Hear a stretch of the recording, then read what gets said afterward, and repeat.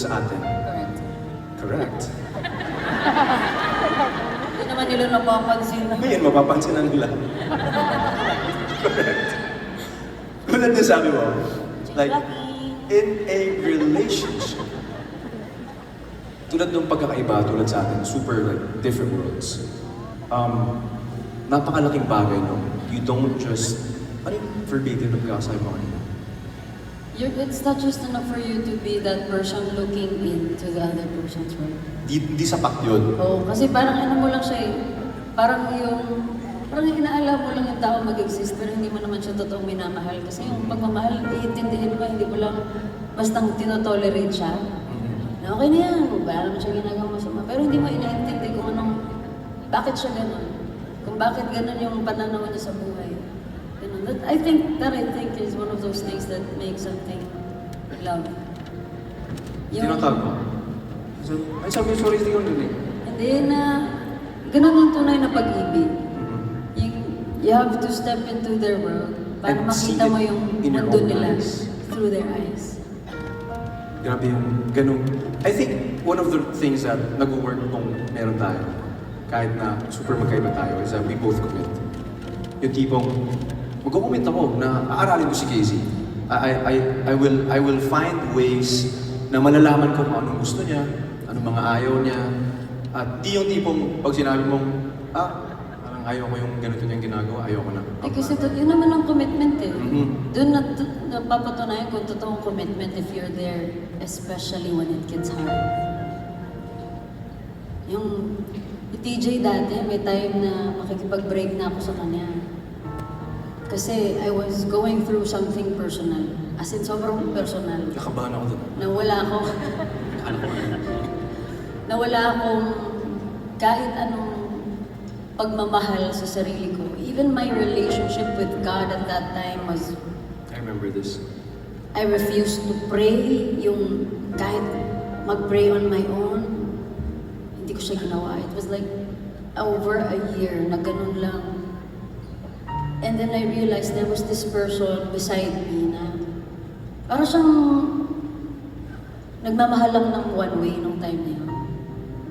So sabi ko sa kanya, "Huy, bakit ka iyak? Kakwento ko ba?" Sabi ko sa kanya,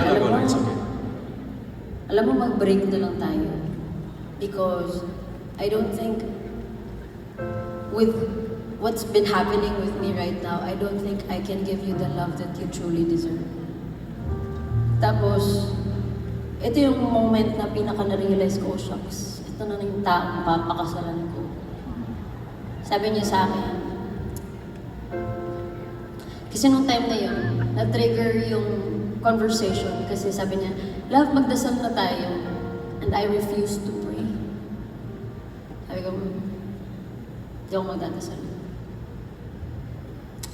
And then, ang sabi niya sa akin, nung sinabi ko sa kanya, break na tayo. Kasi hindi kita kayang mahalin the way you deserve. Sabi niya, love, kung hindi mo kayang magdasal, kung hindi mo pa kayang magdasal ulit, ako na munang magdadasal para sa ating dalawa. Tapos sabi niya, kung hindi mo pa kayang magmahal, ako na lang muna ang magmamahal para sa ating dalawa.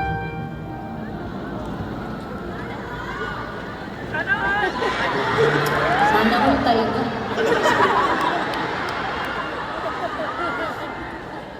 So sabi ko talaga itong taong ko, papakasalan ko talaga ito. Kaya nung birthday niya, tapos hindi ako sure kung magpapropose siya, may sing-sing talaga ako. Totoo.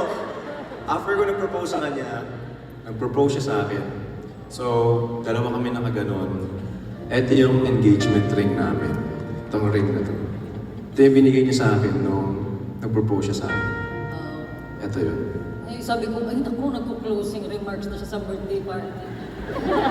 Ang ako talaga yung propose na.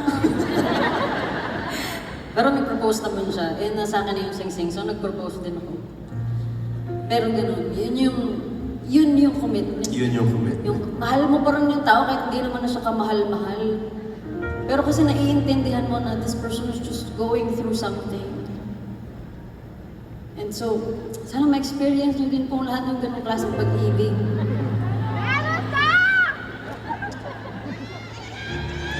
But, one of the things nga is really important, that's really important, is that you learn the other person. Tulad nitong next one na gagawin namin, subukan natin to. Tignan ko, Subukan ko din. tignan ko kung kaya ko. At kung kaya ko pa din. Kaya kong gawin. Saan ka kanina pumasok? Dito. Dito. So, palit tayo. Dito. Dito naman ako. Wait. Nabimiss kita! Si Obi. Diba na yung tawa mo nakaka-open ah? Dito naman ako.